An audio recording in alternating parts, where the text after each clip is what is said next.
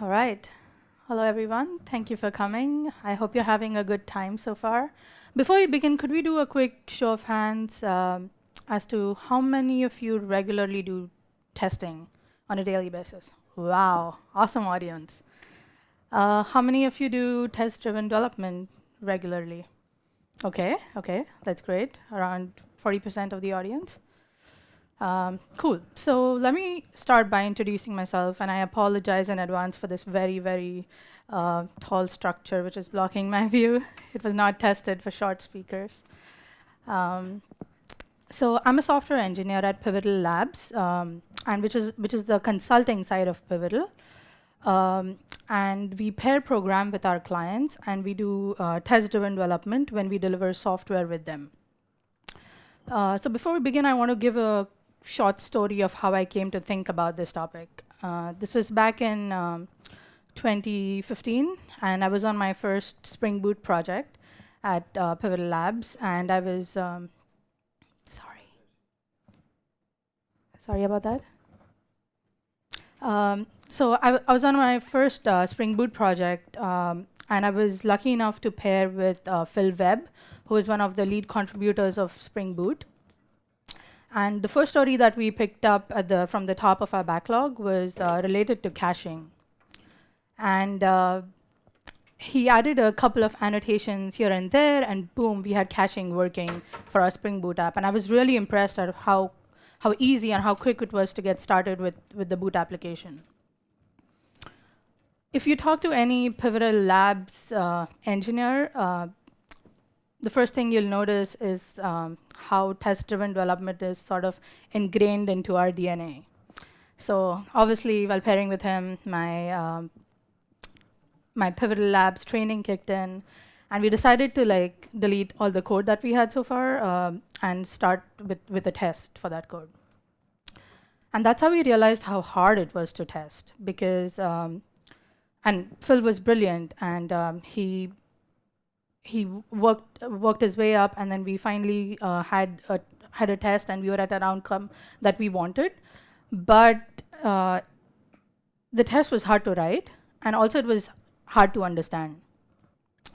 So fast forward into 2016, at Spring 1, Phil Webb introduced the Spring Boot Starter Test project, which provided a lot of good support for testing. So today what I want to do is use that library and show how I test drive an application from scratch. So today what you'll be looking at is a very simple URL shortening library, URL shortening Spring Boot app. I have pushed all the code to this repo, and I've made really small granular commits, so that you can see that every point when I had a failing test, I made a commit and how I made it pass and how the app came up to be. We are going to eventually have two endpoints, a shorten and an expand. The shorten takes in a full URL and returns a hash, and the expand does the exact opposite and gives you back a full URL. And the JSON response is going to look like this for both of these endpoints. Something very simple, a full URL and a short URL. I've taken a very standard architecture for this application. So we are going to have a controller, and at that point, we are going to see how we do some web MVC testing. Then we are going to move on to the service part, which is actually doing the URL shortening, which is the URL shortener service. And there we are going to see how to write really lightweight, fast-running unit tests. All the database interactions are handled by the repository class, the link repository. There we'll see some testing regarding databases. Later on, we'll introduce caching in our application, and we'll see how we test that. And towards the end, we are going to introduce RabbitMQ message broker in this small app and see how we go about test driving that. All right, so let's jump onto the first part. And I'm going to move to the code.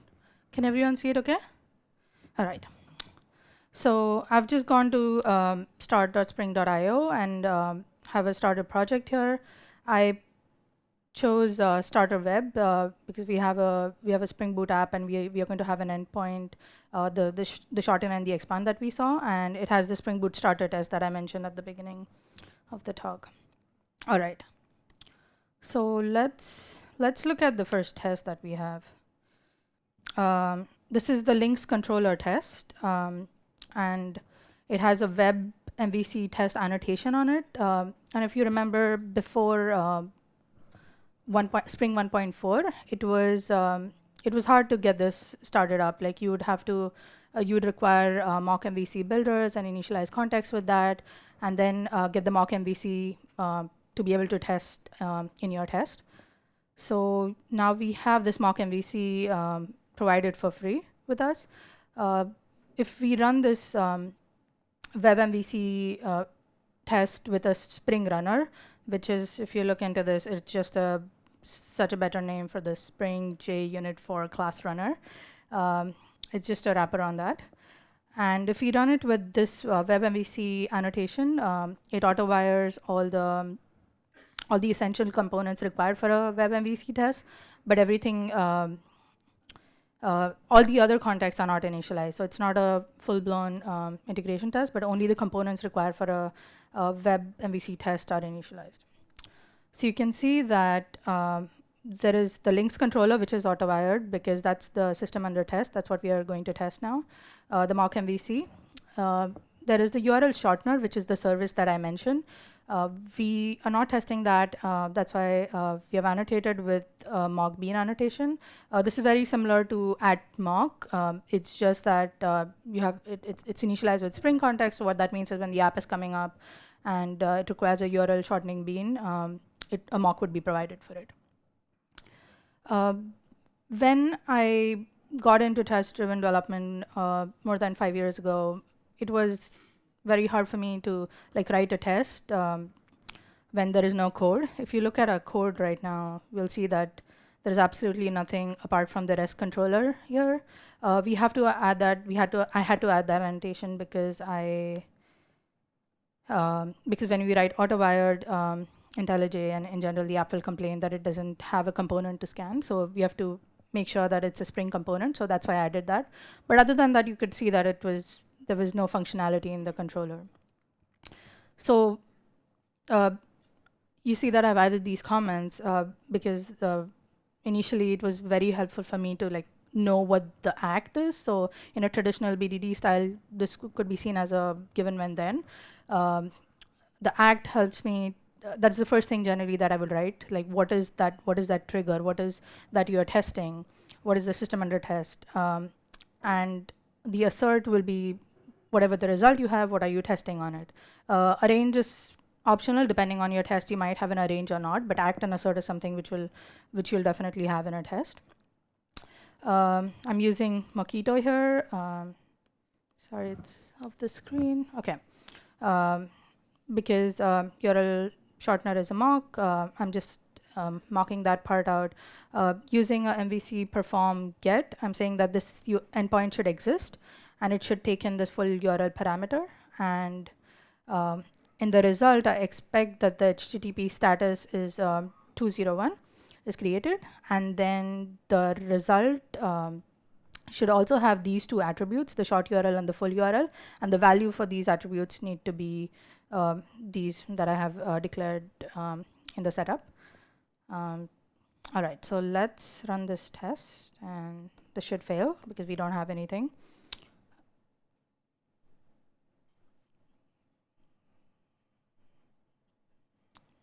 All right, so it should fail with okay, so we have this error. It says actual was 404, but it expected it to be 201. That's because we don't have the URL yet. So now I'm just going to check out the next bit. So we'll see that come up. So now if we look at the controller, we can see that I've added the get mapping. This is very straightforward. I've said that the response status has to be created, and it's just delegating to this URL shortener to shorten the URL. So this is very straightforward. We'll look at how this is tested in just a second in the next part. Sorry about that. It's not going to the next. One more time. Nope. Okay. All right. Let's try it one more time. Sorry about that. Can you see? No, you can't see.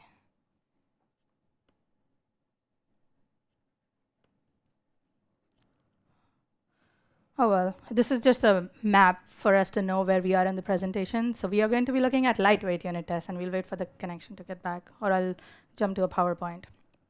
All right.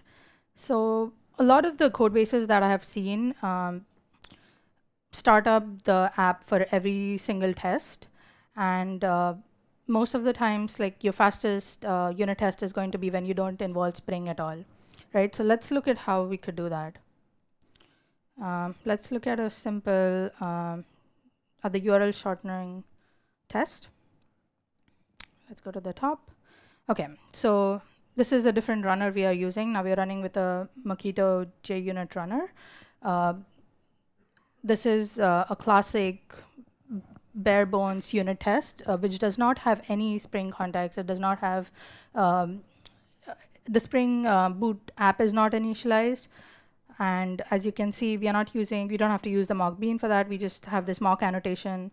And previously, you might remember that we would have to mock this class out separately and then initialize the mocks in the setup. But now with this annotation, you just put this on the repository.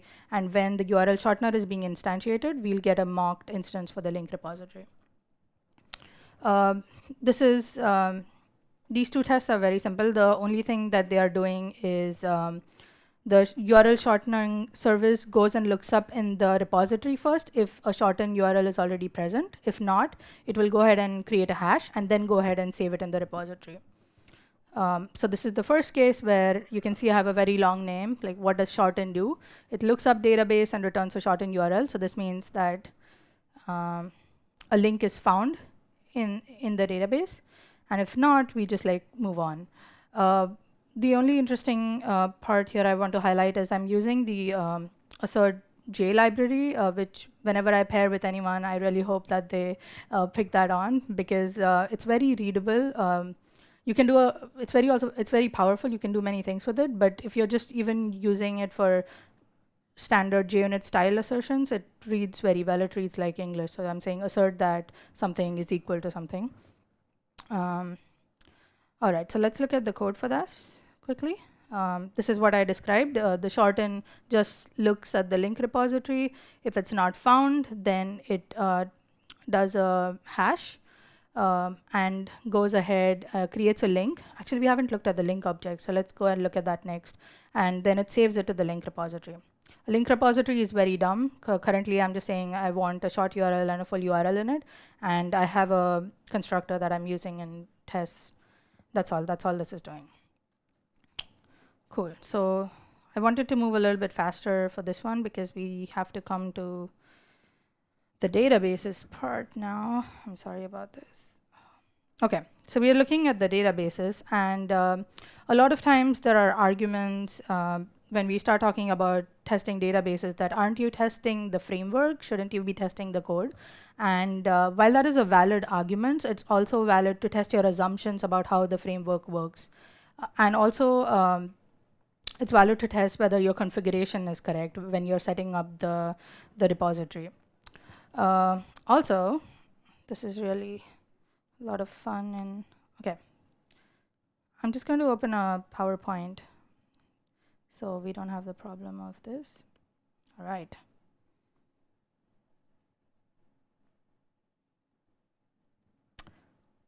Because this GIF is very important. You have to see that.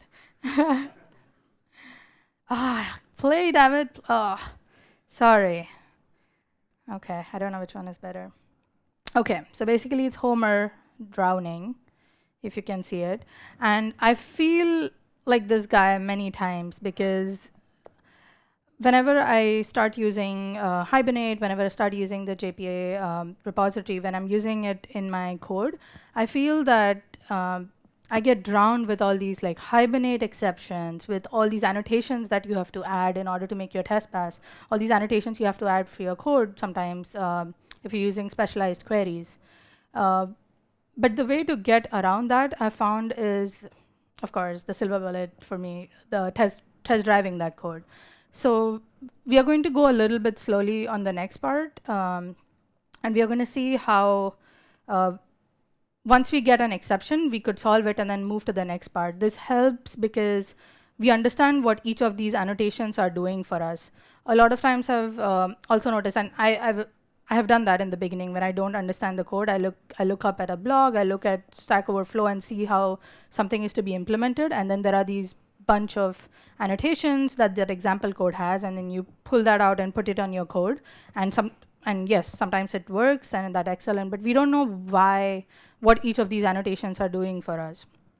And we can solve that by test driving this bit.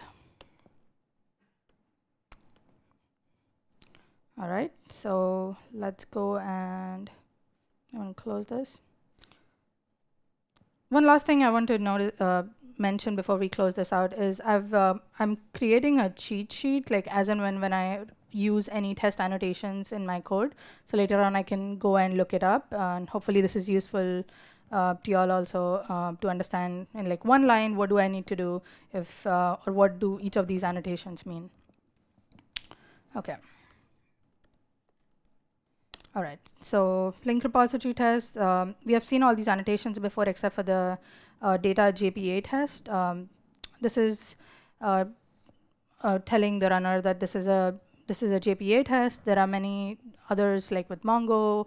I don't know if there's one with Postgres, but there are other data JPA and Mongo test annotations that are being introduced. What this does, it by default it is going to look at the class path and find and see if there is any test database, any embedded database is on the class path, and it will try to use that, and which is what we should be doing because we don't want to spin up MySQL instance right now and try to connect to a MySQL instance. If there is something in memory which is faster, we could do that. We could also use this in we could also use the auto configure test database annotation.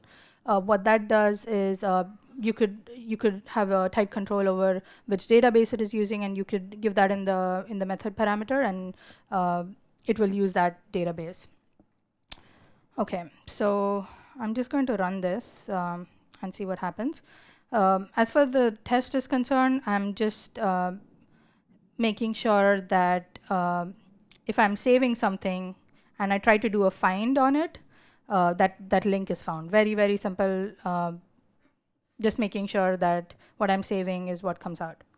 Okay, so now it fails, and why does it fail? Okay, caused because failed to replace data source with an embedded database. All right, so in order to add JPA, this annotation, and if you go to the link repository, in order to add this, we had added the dependency for JPA in the POM file. Sorry, in JPA in the POM file, but now this one and that's how we got those annotations, and that's how we could use CRUD repository. But now it's complaining that it does not have an embedded database. So let's add H2. We'll use whatever the latest version is, and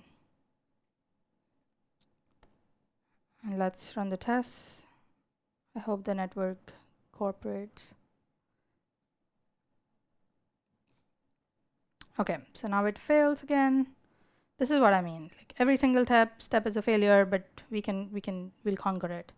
All right, so now it says not a managed type. Link is not a managed type. So what we have to do is we'll just go over to link, and this is just a dumb POJO, but now we have to tell the JPA that this is a managed type. It's an entity class. And let's run that. One more failure. We're learning something about how this works. No identifier specified for the entity. Okay, so clearly this needs an ID, a primary ID. Let's make short URL as a primary ID. Let's run this again.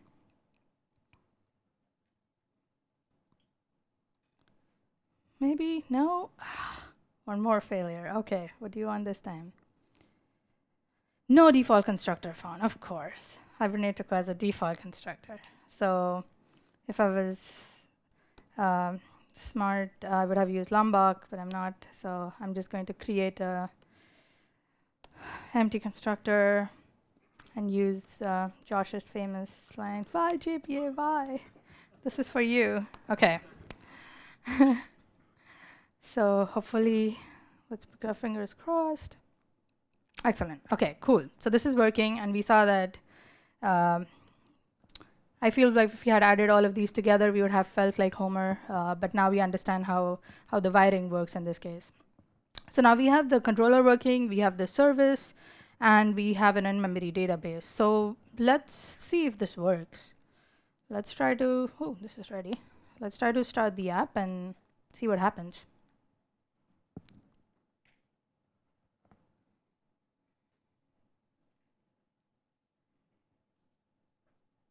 Okay, started the application. Let's use Postman. Okay, I've made a request. All right, so it's trying to connect to localhost 8080 with shorten. I'm going to shorten the Spring Boot projects URL. All right, so we have something. We have a short hash that we get back, so it seems that it is working. But if you want to use this completely, having this hash is not going to help because now we have just shortened it. But if anyone wants to go and get the full URL, we also need the expand functionality. So we'll quickly go and add that.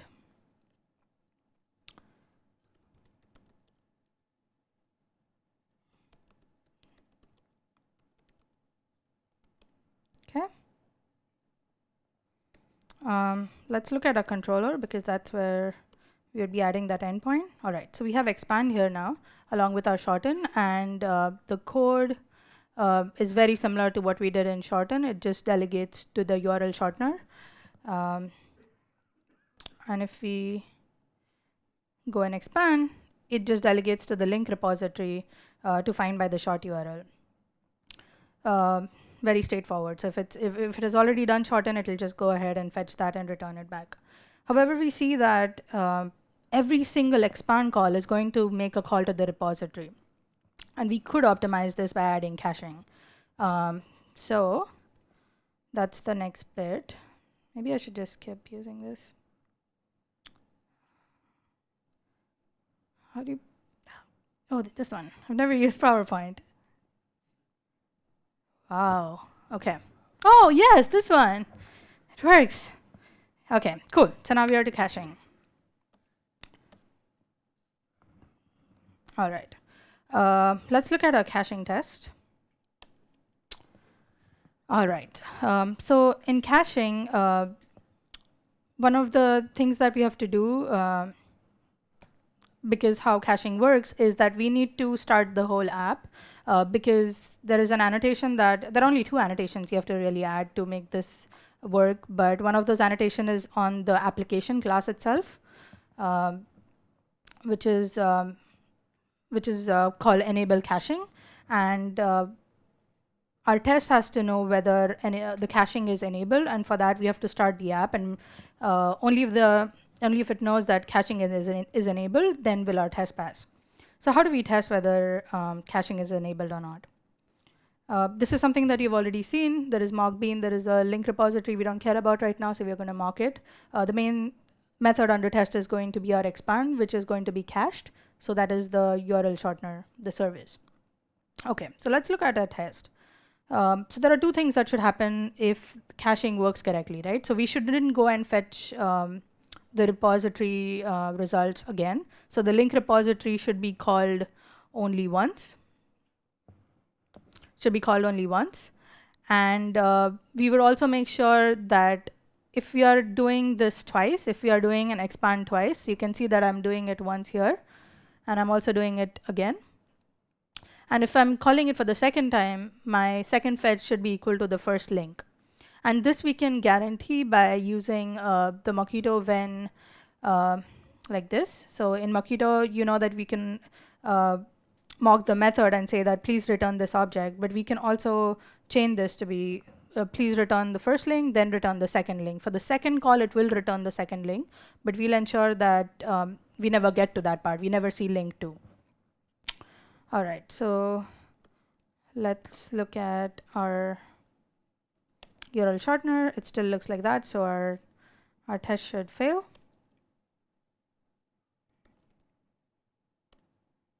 Okay, let's run our test. This should fail.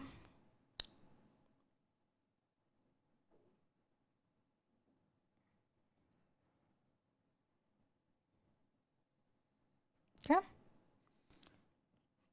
All right, so it's saying it wanted the URL, the repository to be called once, but it was called twice.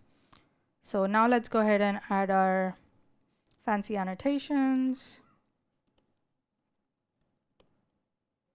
Let's see our URL shortening service. Okay, so now we have this cacheable annotation. And the other change that we have is on our application, as I mentioned. We just have to add enable caching. And now if we run our test, this should be fine.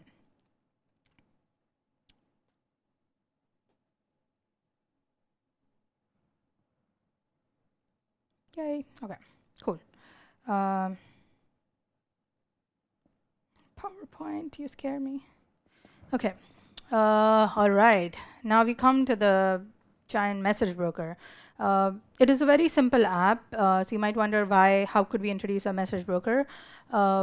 The functionality that I was thinking was every time a link is called, an expand link is called, we update a click count, some attribute that we don't have yet. We can add that. Right now we just have full URL and short URL, but every time an expand link is called, we could update a click count. That click count could be used for, I don't know, some business analytics to see how many times a URL is fetched, something that probably a service like Bitly does in the background. All right, so let's go back and let's see how we can implement that. Also, there are two components to a message broker, right? There is the component that will actually send the message. And in our case, every time an expand method call is made, an expand endpoint is hit, we will update that click count. So the controller is going to be the component that sends the message. And also there's going to be another component listening. So that will be the message receiver who will grab the message of the queue and process it. So let's look at the first part, which is going to be our controller, which is going to be sending the messages. So I've just used a Rabbit template and used convert and send. The test for this is not very interesting because I've just mocked a Rabbit template and ensured that this method was called on this particular queue. So I'm sending this message on a queue, and I've just injected the Rabbit template as a dependency on the links controller. So this is the part where it sends it. The second part is who receives it. So we have a message receiver for that. Okay. I remember using Rabbit a long time ago, and I had to instantiate all these beans in an application, have a connection factory that would give us more beans, and then from those beans we'd have to have a simple listener, blah, blah. But now with this Rabbit listener cool annotation, we can do declaring our queues, we can declare our exchanges, we can also say declare the binding. There's also a topic, like the type. You can also decide what the type of the topic is going to be with just this annotation, which I thought was cool. And then the receive message, we have to increment a click count, which is in our repository. So it is just going to delegate to the link repository, and it'll do its thing. Let's look at how I unit tested this. It was not very cool. It was kind of ugly. So the only way I could think of doing this was to see what annotations are there on the method. So I've got the receive message, so I'm making sure that this method name is always receive message. I'm grabbing the annotation on it, and I'm asserting that it has the correct queue bindings and the queue and the name. So anytime we change the name of the queue or something, or change the name of the exchange by mistake, this test will fail. So that we'll ensure that these bindings always exist. Actually, the interesting test here is if we look at the increment count by one test in the link repository. I think that's more interesting than this one. So we know this one, we have the same annotations, but this time there is also a test entity manager that you get for free. And I'm using this in this test because by default, when you fetch something, there is Hibernate caches the results. So if I save something and then try to retrieve that again, this was very hard to test because I was like, this is not passing, and I know that it's a simple update. It's just incrementing a count. So if the click count is 1, I just increment it to 2, and if it's 2, make it 3. So the implementation was so simple, but the reason it wasn't passing is because we have to invalidate the cache before we fetch the result. So this is all it's doing, like give me the updated link, and using persist flush find, so it invalidates the cache and then finds it again. And after I increment it, I assert that the click count becomes 2 because I inserted it with the 1. Cool. Let's look at that rabbit, the message receiver test again. So I said I don't like this. That's because a lot of times test-driven development is thought of as a misnomer for testing like each and every line of your code. And that's true. You do get 100% coverage for free, and that's just a side effect of doing test-driven development. But the reason it's a misnomer is because sometimes we end up testing the implementation so much more than the behavior. So in this case, if you look at this test, I'm making sure that there is this annotation exists and there is all this that happens, but there is no behavior being tested if you think about it. There is, if this annotation were to be removed, yes, this test will fail, but what is the result? What was the behavior? The behavior we're looking to test is that whether the click count gets updated. So for that, and this is one part which we haven't touched yet, so let's add an integration test.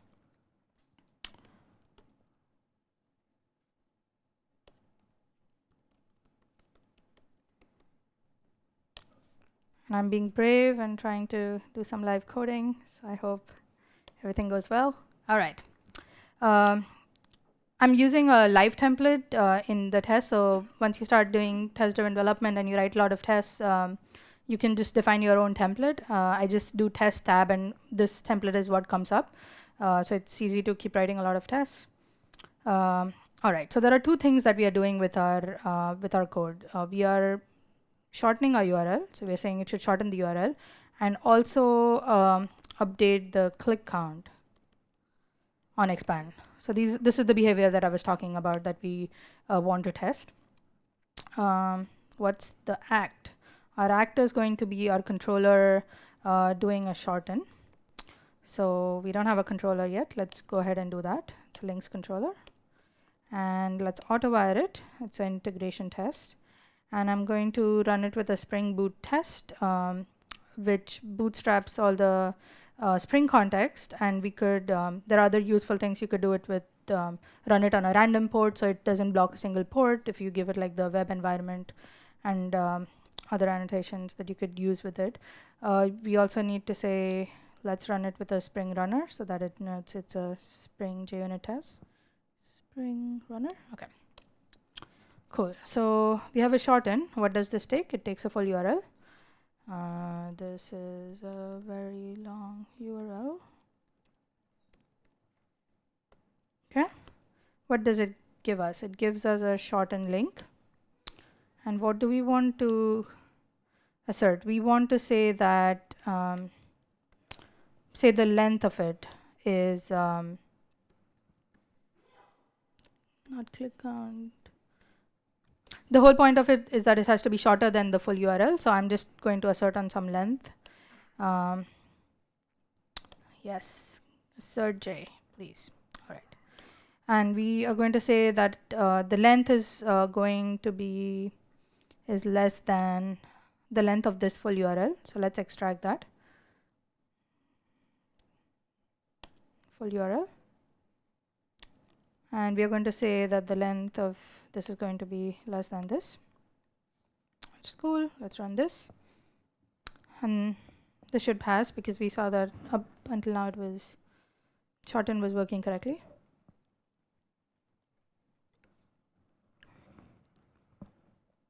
Okay, cool. Now we come to the part that we still haven't tested and we want to drive that behavior.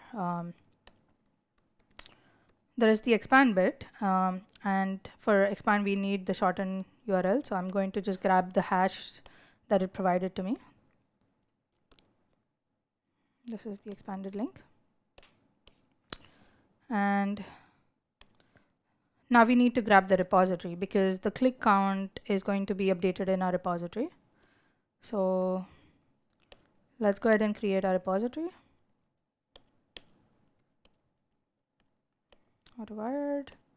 Okay, cool. So in our repository, we will find the full URL, get full URL, and we need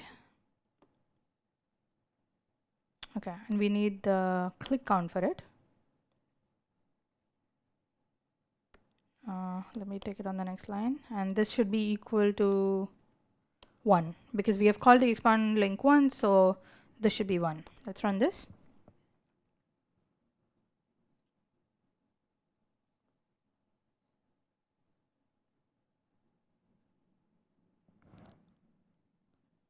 Yay, it passed. Let's run it one more time. Actually, there is one other thing that we have forgotten to do. So, okay, it failed. Okay, actual was 2. Interesting. So, yeah, we forgot to clean up our repository. So let's put a tear down. Let's make sure before we go in, it's, sorry, not a tear down, a setup. Before we go in, it cleans it up. All right, one more time.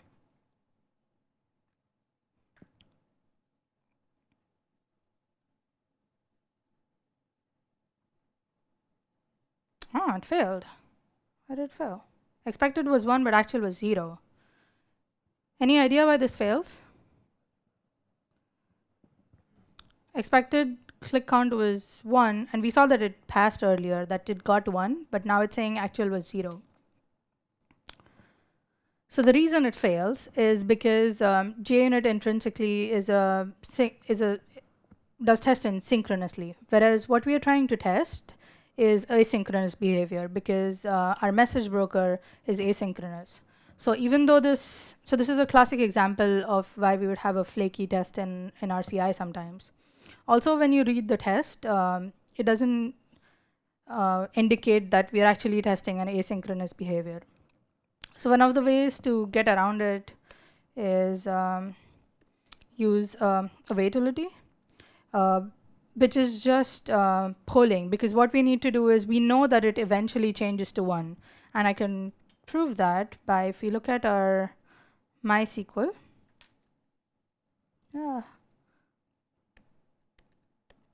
Oh, okay. So this is the URL that we inserted, and we saw that the click count was 1. So it did update it, but by the time we went and fetched it, it had already come to our assertion. So it didn't. There is a race condition. What is happening is, so what we need to do is that we could wait, and until what happens? Until the click count gets updated correctly. So until the click count is equal to 1. This is a ham crust equal to. Okay, so click count, if you see until takes a callable, so we'll just define that quickly here. Callable, and we need an integer because we are saying that it needs to keep polling until the repository count becomes 1. And it also needs a URL to look up. So the full URL is something that we could pass it in.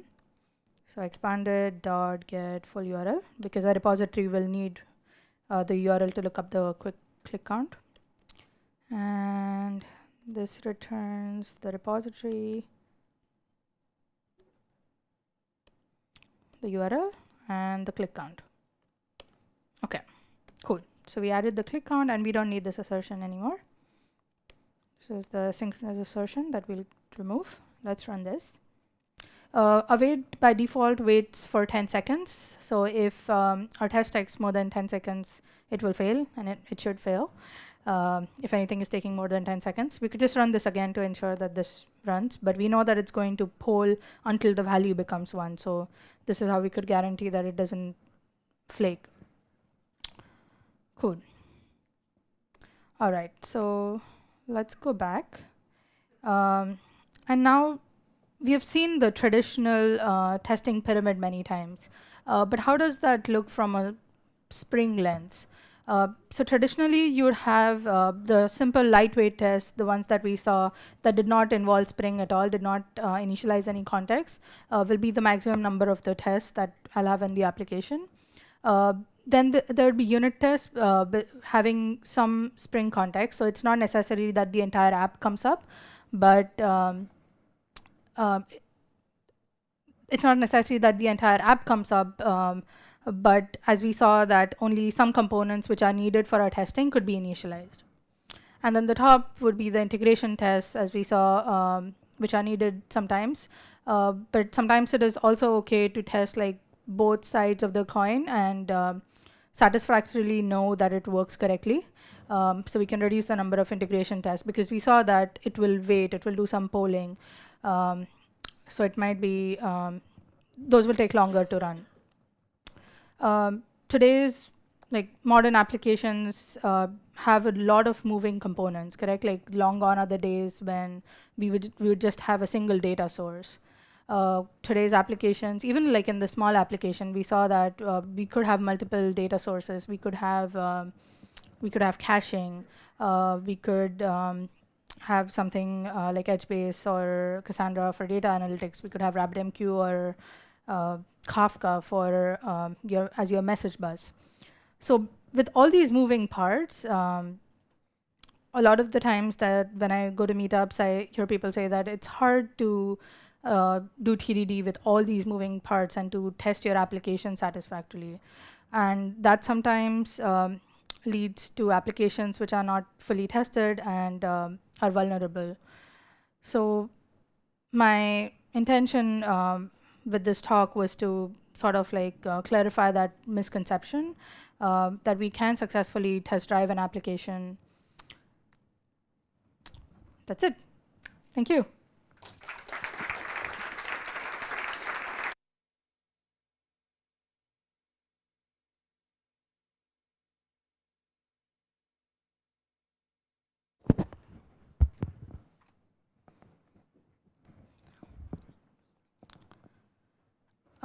I just want to say that my home office is in California, but currently I'm based out of the Munich office. Pivotal is starting its brand new Pivotal office in Munich, so I'm there for a year to help seed that office. So would definitely say hello to everyone, but especially if there are any German friends out there, please come and say hi. We would want more friends and partners in southern Germany. We already have an office in Berlin. But this is the second office in Germany. That was my shameless plug. All right.